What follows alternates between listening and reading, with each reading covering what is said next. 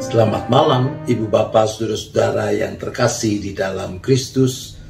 Kita bersyukur untuk kasih setia Tuhan yang tetap nyata dalam kehidupan kita, yang memungkinkan kita bisa kembali dipertemukan, dipersekutukan secara virtual dalam syafaat malam pada saat ini.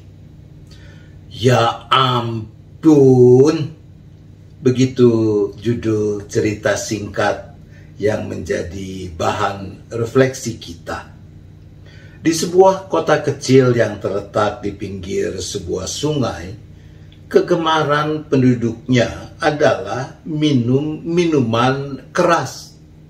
Salah, bukan minuman keras. Kalau keras tidak bisa diminum, minuman beralkohol. Dan mereka gemar mabuk-mabukan. Suatu saat datanglah seorang penginjil ke kota itu. Ia menyelenggarakan rangkaian KKR, kebaktian kebangunan rohani di kota itu.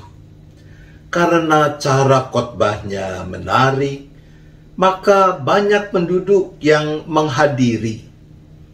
Pada hari terakhir, sang penginjil dalam khotbahnya mengatakan, "Seandainya saya mempunyai semua minuman bir di seluruh dunia, saya akan mengambilnya dan melemparkan semuanya ke dalam sungai." Semua yang hadir menanggapinya dengan menyerukan, "Amin." Dan jika saya mempunyai semua wine anggur di dunia ini, saya akan mengambilnya dan membuangnya ke dalam sungai. Kembali semua yang hadir berseru, "Amin." Dan seandainya saya mempunyai whisky, brandy di seluruh bumi, saya akan menuangkannya ke dalam sungai. Umat kembali menyambut dengan menyerukan, "Amin, amin." Sang penginjil duduk. Pelayan liturgi maju, berdiri di belakang mimbar dan berkata, "Mari saudara-saudaraku, kita menyanyikan lagu penutup. Biar ku datang ke sungaimu Tuhan, biar ku minum ke sungaimu Tuhan." Semua yang hadir spontan berdiri dan berteriak, "Haleluya!" Dan malam itu, usai KKR, umat kembali meneruskan kebiasaan mereka minum minuman beralkohol sampai mabuk. Saudaraku, itulah yang akan terjadi manakala orang memaknai firman Tuhan sesuai dengan keinginannya sendiri dan bukan sesuai dengan kehendak Tuhan yang sesungguhnya. Di dalam surat 2 Timotius pasal 4 ayat yang ketiga dipersaksikan demikian, "Karena akan datang waktunya, orang tidak dapat lagi menerima ajaran sehat, tetapi mereka akan mengumpulkan guru-guru menurut keinginannya, menurut kehendaknya, untuk memuaskan keinginan telinganya." Itulah yang telah terjadi di sana-sini. Itu yang di sana-sini juga masih terjadi.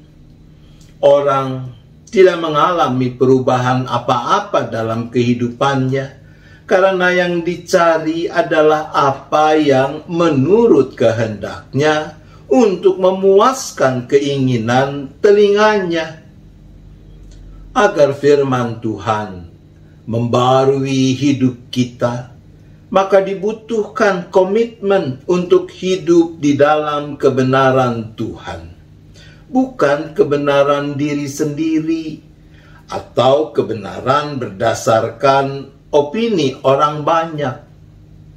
Agar firman Tuhan membarui hidup kita, Dibutuhkan komitmen untuk memfokuskan hidup pada kasih setia Tuhan, sehingga meluaplah syukur yang terus mendorong kita untuk menjadikan kehendak Tuhan sebagai arah orientasi hidup kita.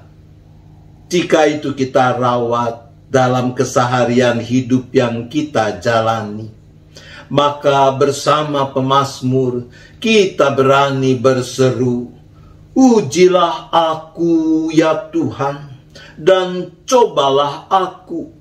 Selidikilah batinku dan hatiku, sebab mataku tertuju pada kasih setiamu, dan aku hidup dalam kebenaran-Mu."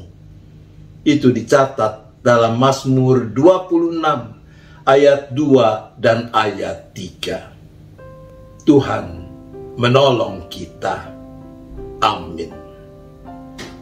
Mari kita berdoa.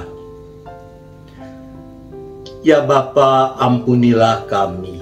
Sekiranya di sana sini kami juga masih suka memaknai kebenaran firman Tuhan sesuai dengan kebenaran yang kami inginkan, dan bukannya mengosongkan diri sehingga kebenaran firman Tuhan yang sejati memenuhi hati dan pikiran kami. Tuhan, ampunilah kami.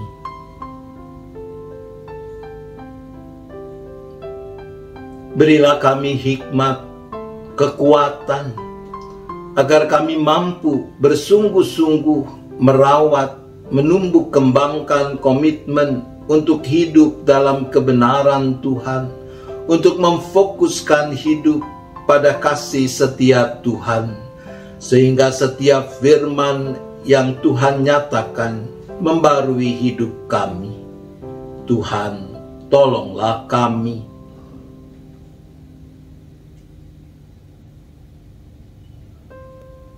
Sehati kembali kami datang ya Bapa.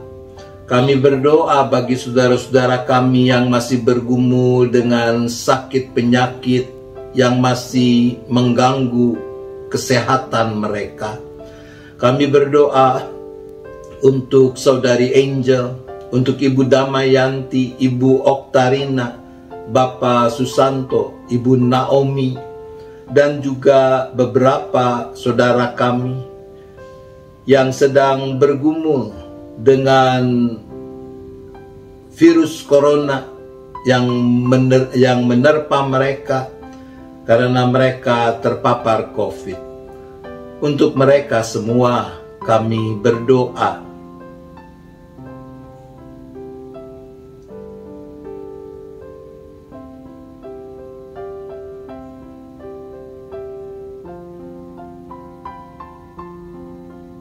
Kami juga berdoa ya Bapa untuk kegiatan-kegiatan Jemaat Tuhan GKI Gading Indah.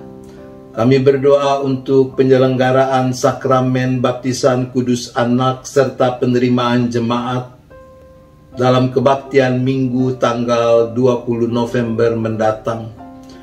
Kami berdoa bagi persiapan-persiapan dalam rangka memperingati hari kelahiran Yesus Kristus, hari Natal.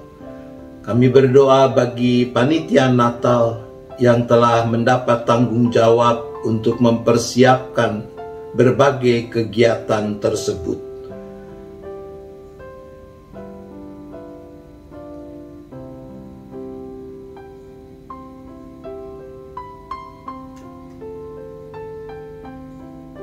Ya Bapa, kami juga berdoa agar gereja yang Tuhan hadirkan di mana-mana tempat di muka bumi ini dapat terus melakukan tugas panggilan yang Tuhan percayakan guna menerang-garami dunia ini.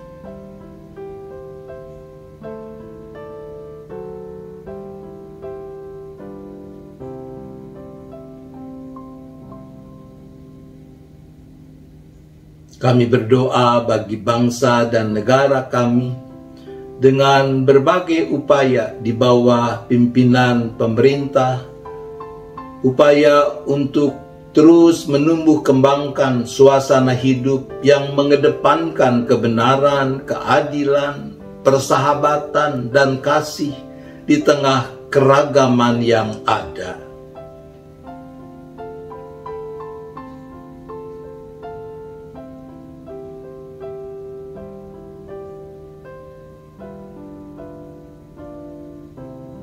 Kami juga berdoa bagi setiap kami, anggota maupun simpatisan, beserta keluarga masing-masing dengan rupa-rupa pergumulan yang dihadapi.